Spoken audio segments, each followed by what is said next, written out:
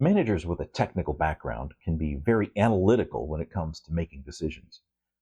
But when you don't feel like you have enough data to make an analytical decision and the pressure starts to rise, you can often experience what Dan Harrison calls flip behavior.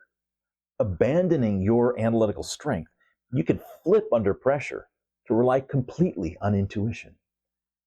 I know what this feels like. I've made my share of sudden gut decisions without effective socialization when the pressure was on and I didn't have enough data to satisfy my analytical brain. But a strong leader will learn to use both analysis and intuition together to make high-quality decisions when situations are unclear. Here are some ways that may play out. First, invite other people in the discussions and invite their feedback while you still remain uncertain. Don't feel the responsibility to figure everything out on your own first. Second, use your analysis to identify assumptions and risks. When you share your thoughts with others, share your uncertainties and call out the risks that you've identified.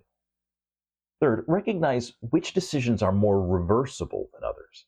The less expensive or painful it will be to change your mind later, the more risk you can take on in making a decision with less data.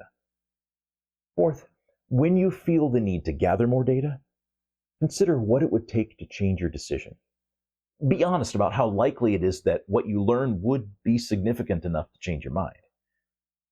And finally, consider the cost of delay versus the cost of an imperfect decision. Be deliberate in setting a time at which you must decide. If you'd like to strengthen your decision-making skills and habits so that you can become the manager your team needs, let's talk.